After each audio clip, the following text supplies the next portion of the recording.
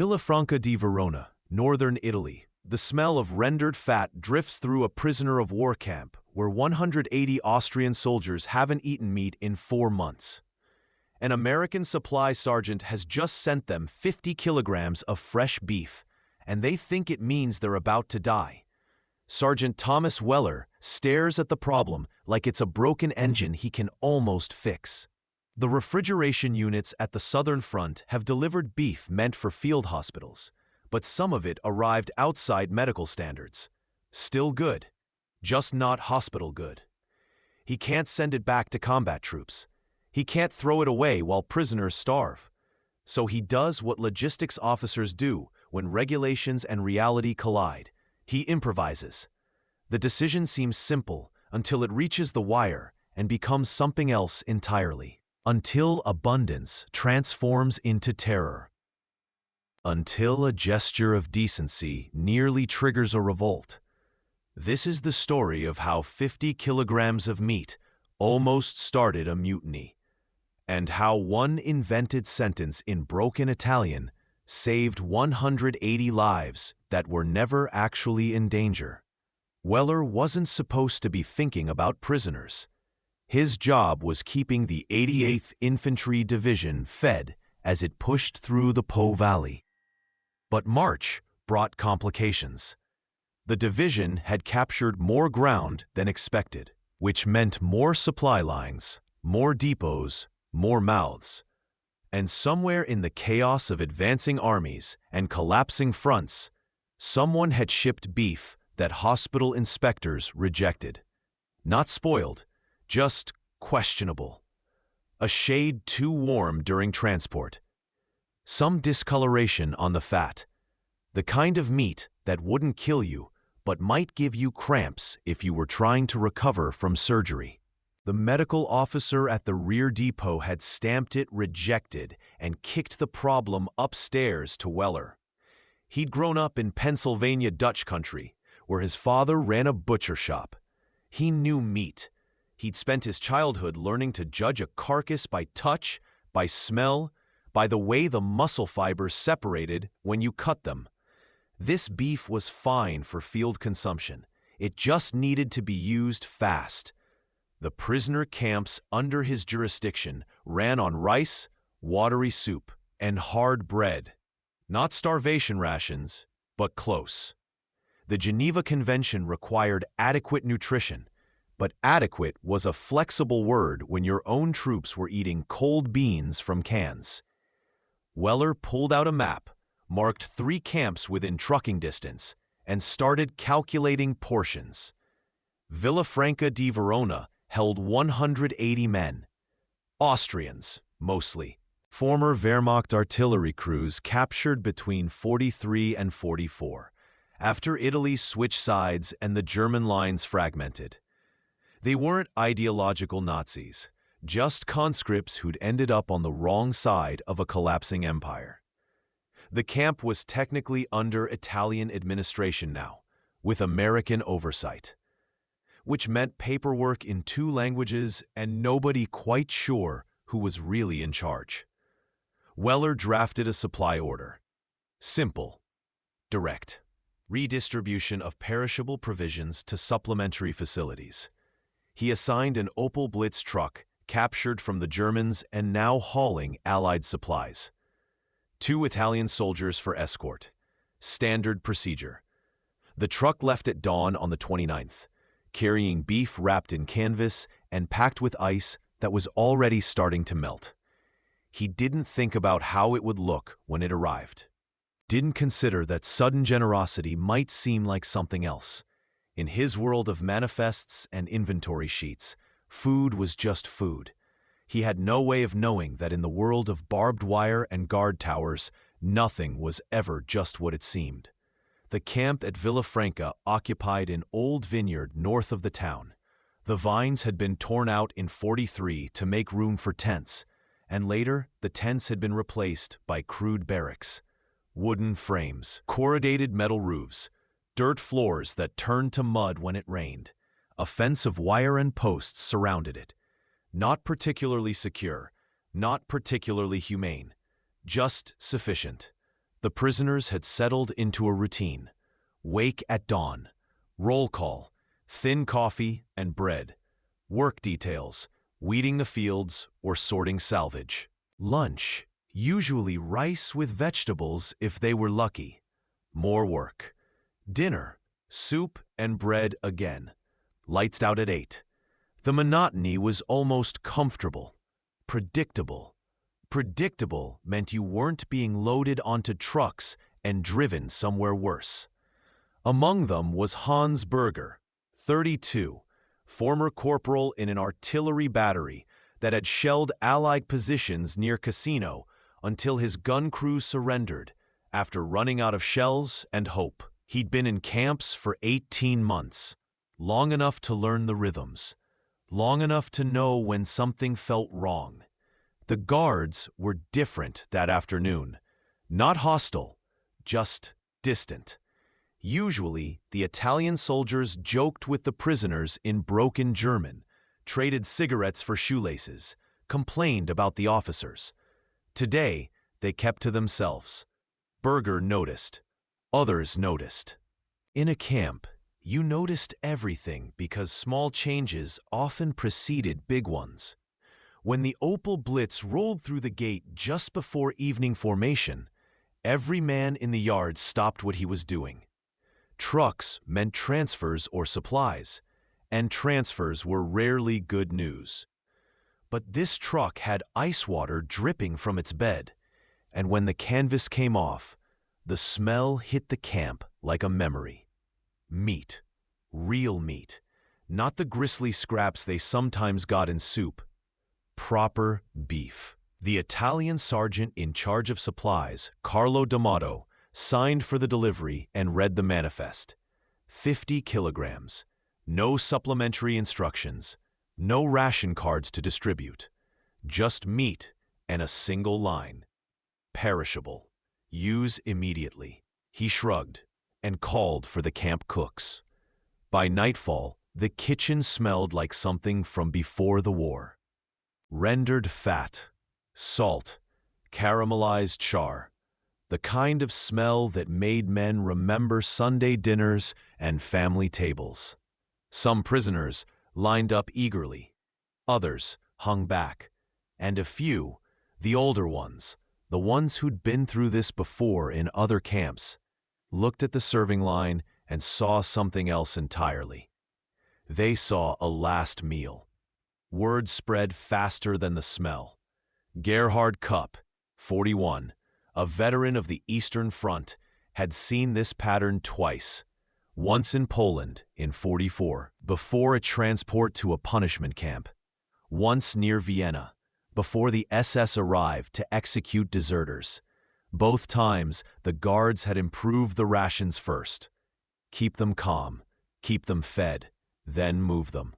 He refused his portion, and when others asked why, he told them, "They don't feed you this well, unless they're planning something." By midnight, half the camp had buried their meat or traded it for stale bread. The fear moved like a virus through the barracks. Quiet, methodical, impossible to stop once it started. Peter Hoffner had never wanted to be an interpreter. He'd wanted to study literature, maybe teach at a university. But when you spoke German, Italian, and passable English in northern Italy in 1945, you didn't get to choose your profession. The Allies found you and put you to work. So Hoffner spent his days translating supply requests and his nights listening to prisoners whisper through the fence. He knew something was wrong on the morning of the 30th. The camp was too quiet. Men sat in clusters, talking low. Some had scratched marks in the dirt, tally marks or dates, like they were counting down to something. When D'Amato called him over to ask why half the previous night's meat had been refused, Hoffner explained, "They think you're preparing to execute them." D'Amato stared. "Execute them? We gave them beef." Exactly. That's the problem. The Italian sergeant didn't understand. Hoffner tried again. In some camps, before liquidations or transfers to punishment details, the guards would improve rations to prevent riots. The men here remember. They've seen it happen to them. Good food doesn't mean kindness. It means something bad is coming. D'Amato swore quietly. He'd been a school teacher before the war, drafted into the Italian army, then co-opted into Allied service when Mussolini fell. He didn't know anything about prison camp psychology. He just knew he had 180 scared men and a supply chain that wouldn't understand the problem. He tried to call Weller on the SCR 188 radio, but the line crackled with static. Tactical communications had priority, and logistics questions waited. By mid-morning, the situation had escalated. Some prisoners had organized a petition, written in German and translated by Hofner, demanding clarification of their legal status. Others refused to leave their barracks for work details. A few had started reinforcing bunks with extra blankets, preparing for something. The camp's Italian guards were unarmed, except for sidearms, and they looked nervous. The camp physician, Walter Gruber, requested a meeting. He'd been captured near Anzio, a lieutenant with the Wehrmacht Medical Corps. The Allies kept him working because doctors were scarce. He spoke clearly, formally, choosing his words with care. "Sergeant, the men are not irrational. They are traumatized. Fear is as contagious as disease. If you do not address it, someone will do something desperate." D'Amato knew he was right. But how do you fight a rumor? How do you prove a negative? He proposed opening the camp's internal gates and allowing a delegation to inspect the kitchen, the truck, the paperwork. It violated protocol. Prisoners weren't supposed to have access to supply documents. But a riot would violate protocol worse. Hofner assembled 5 men, including Berger and Koff. They walked through the compound with D'Amato and 2 guards, examined the empty Opel Blitz, checked the kitchen stores. Hofner translated the manifest line by line. Redistribution of perishable provisions. The words meant nothing sinister in Italian. But in German, filtered through fear and memory, they sounded like bureaucratic euphemism. The kind of phrase that appeared on transport orders to places no one came back from.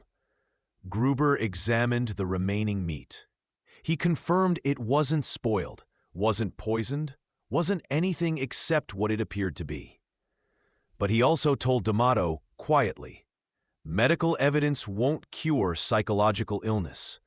They need reassurance from authority, not from me. D'Amato drafted a message to Weller's headquarters. He tried to explain. Prisoners refusing food, psychological concern. Request formal clarification of camp status. He handed it to the radio operator and waited. The response would take hours, assuming it came at all. Meanwhile, the fear continued to spread. Weller received a garbled transmission late on the 30th. Static chopped most of the words, but he caught fragments. Refusing food concern. He interpreted it as a supply shortage. The meat hadn't been enough. He checked his inventory. More beef had come in that morning, plus hard biscuits from a quartermaster depot. He loaded another truck. This time he sent an American corporal with the escort. His name was Eddie Ramos, 23, from New Mexico. He'd been driving supply trucks since Salerno and knew the roads. Weller gave him clear instructions. Deliver the meat and biscuits. Get a signature. Report any issues. Ramos nodded and climbed into the cab. The truck left at noon on the 31st, arrived at Villafranca by 3 in the afternoon. When it pulled through the gate, the camp erupted. 2 trucks in 3 days, reinforced escort, an American officer. To the prisoners, it looked like confirmation. The pattern was complete. First the better food, now the transport. The execution would come next, or the transfer to somewhere worse. 3 men broke for the fence. They didn't plan to escape exactly, they just ran. Panic isn't rational. One got tangled in wire and was pulled back by guards. Another made it to the vineyard before an Italian soldier tackled him in the mud. The third stopped when D'Amato fired his pistol into the air. The shot echoed across the valley. Birds scattered from the trees. For a long moment, nobody moved. Ramos climbed out of the truck, hands visible, moving slowly. "What the hell is going on here?" He looked at D'Amato. "I brought food. Why are they running?" Hoffner, breathless, explained. Ramos listened, shook his head. "Jesus Christ. They think we're gonna kill them because we gave them beef?" He looked at the prisoners, now being herded back into formation. Some were crying. Others just looked hollow. "This is insane," D'Amato agreed. But insanity had its own logic, and right now, that logic was about to tear the camp apart. He needed a solution. Not a military one, not even a logical one, a psychological one. He needed to change the narrative inside these men's heads, and he needed to do it before someone got hurt. D'Amato had grown up in Naples, where words mattered as much as actions. His father had been a clerk in the municipal court, and he taught young Carlo that most disputes weren't about facts. They were about stories. Whoever controlled the story controlled the outcome.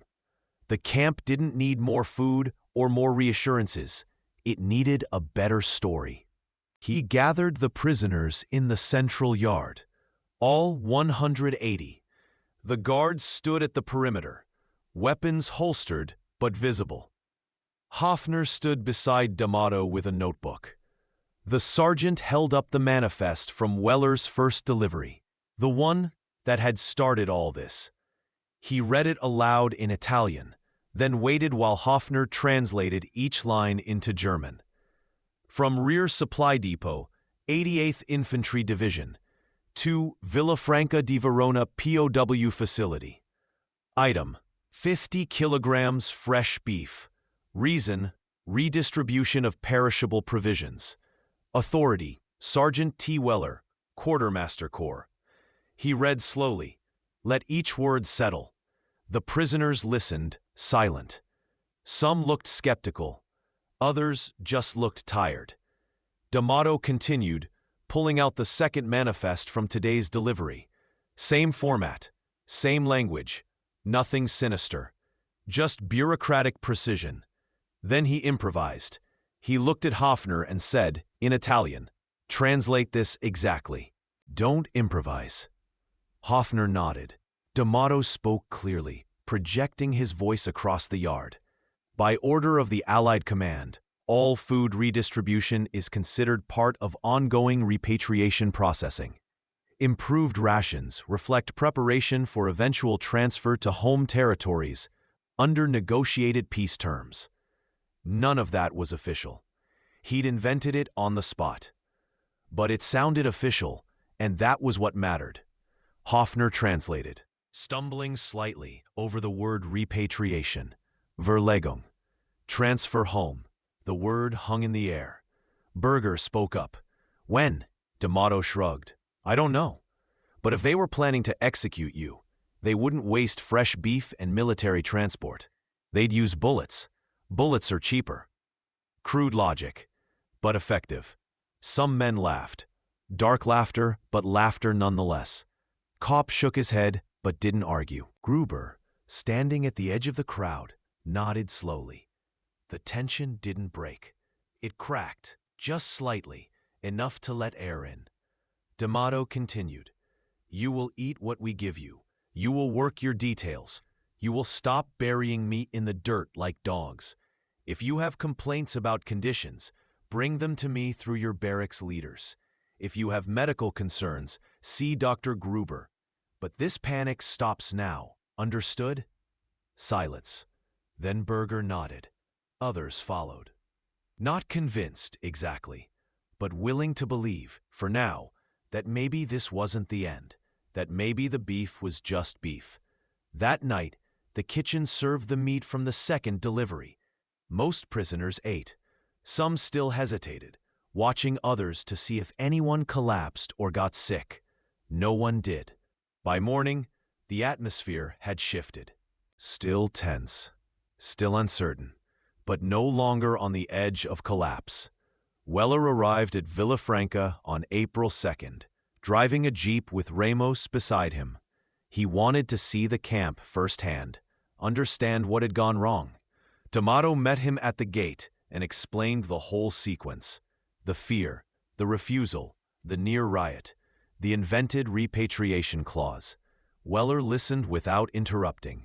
When D'Amato finished, the American sergeant sat on the jeep's hood and pulled out a cigarette. "So you're telling me I almost started a mutiny by feeding people?" "Yes, sir." "And you stopped it by lying about repatriation?" "Not lying, interpreting. Repatriation is happening, just slowly. I merely accelerated the narrative." Weller laughed, a short bark of disbelief.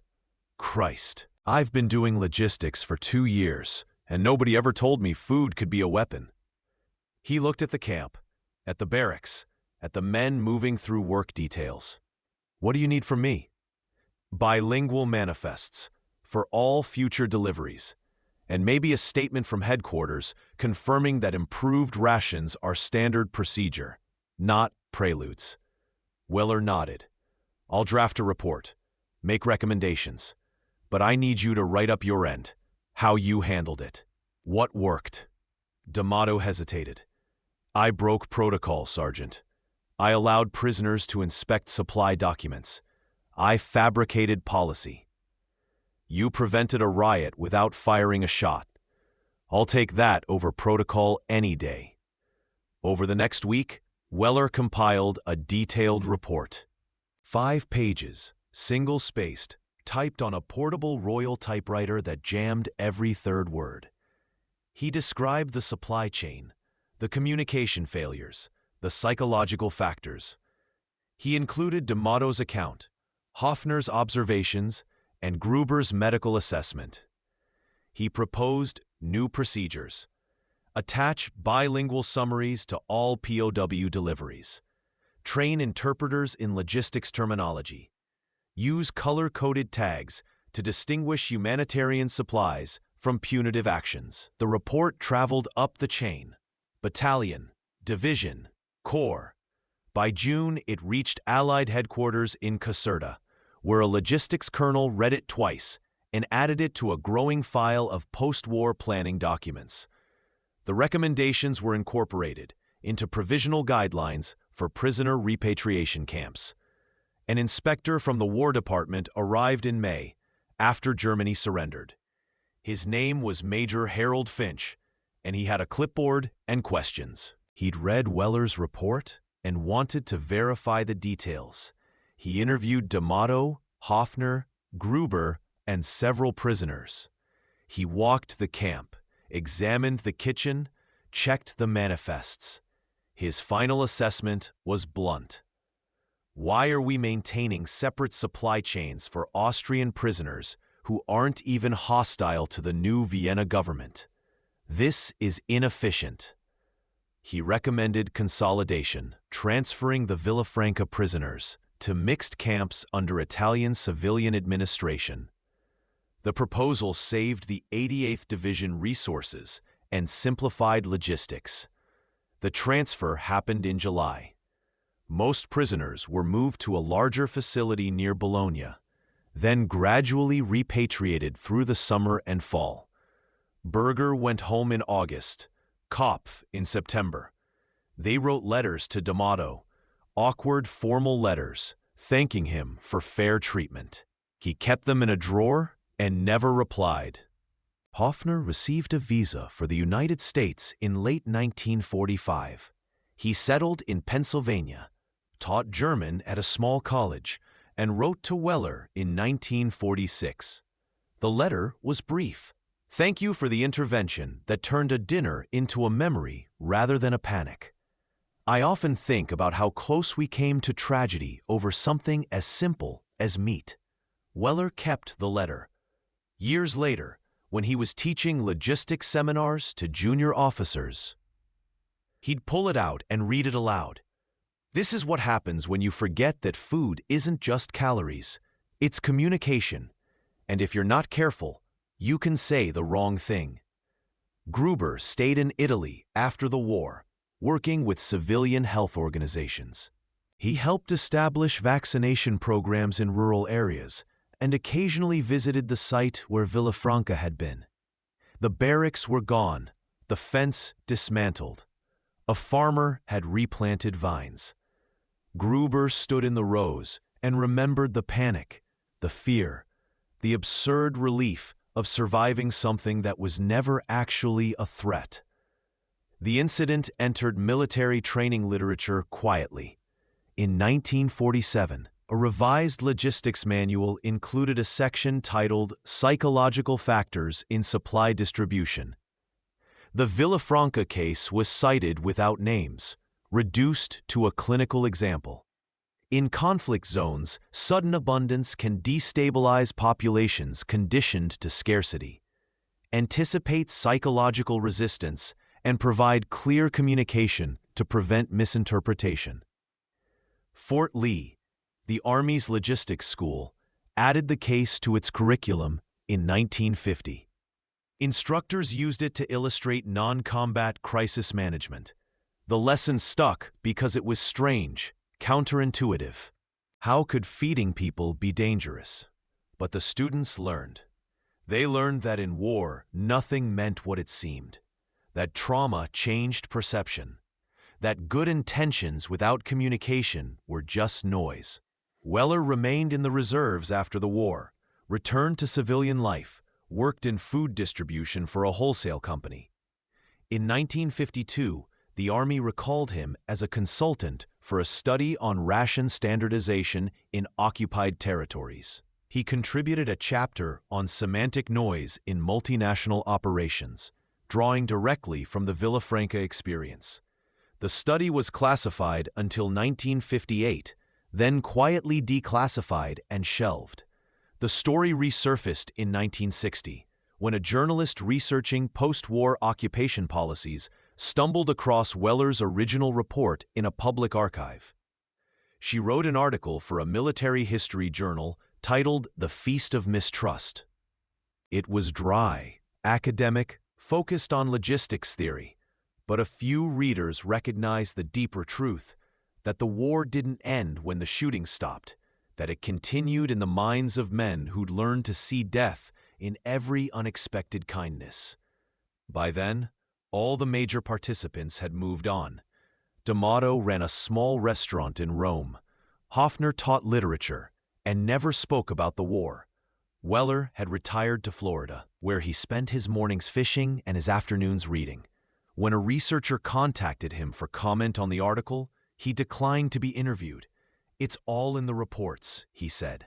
"Nothing I'd add now would make it clearer." The cant itself was gone. The land had returned to agriculture.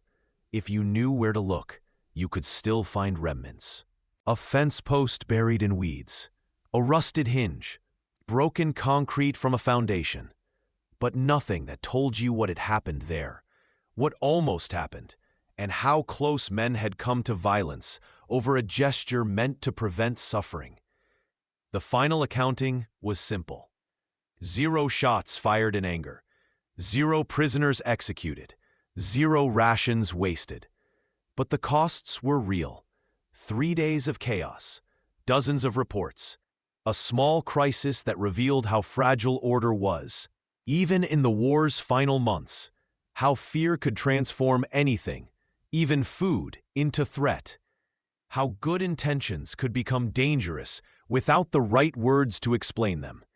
The doctrine that emerged was quiet, practical, unglamorous. Before distributing supplies to vulnerable populations, ensure clear communication of purpose. Use interpreters fluent in both language and context. Recognize that trauma changes how people perceive the world. Remember that abundance, after long scarcity, doesn't feel like relief. It feels like a trap. These lessons weren't dramatic. They didn't win battles or change the war's outcome, but they saved lives in the margins, in the overlooked spaces where policy met humanity, in camps and depots and forgotten corners of occupied Europe, where men who'd survived the fighting still had to survive the peace. Weller never claimed credit. He'd just done his job, fixed a problem, written a report. But decades later, when military historians compiled case studies in crisis management, Villafranca appeared in footnotes. A small incident, a strange incident, the kind that illustrated a larger truth, that in war, even the simplest actions carried weight, that feeding people was more complex than calories, that sometimes the hardest battles were fought not with weapons, but with words. The prisoners went home, the guards moved on, the camp dissolved into farmland. But the memory persisted in training manuals and old reports, a reminder that the line between safety and panic was thinner than anyone liked to admit, that understanding people mattered as much as supplying them, that in the chaos of war's end, when nothing made sense and everyone was afraid, even beef could become an omen, and the lesson, reduced to a single line in a 1947 logistics manual, said it all. In contexts of war, sudden abundance can be as destabilizing as scarcity. 12 words to capture what had taken days to learn and years to understand.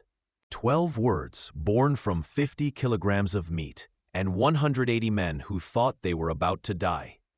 The war ended. The fear didn't. But at Villafranca, for a brief moment in March 1945, someone had found the right words to make the fear stop. Not through force, not through logic, but through understanding that sometimes people needed to hear a story that made sense of their terror, even if that story was partly invented.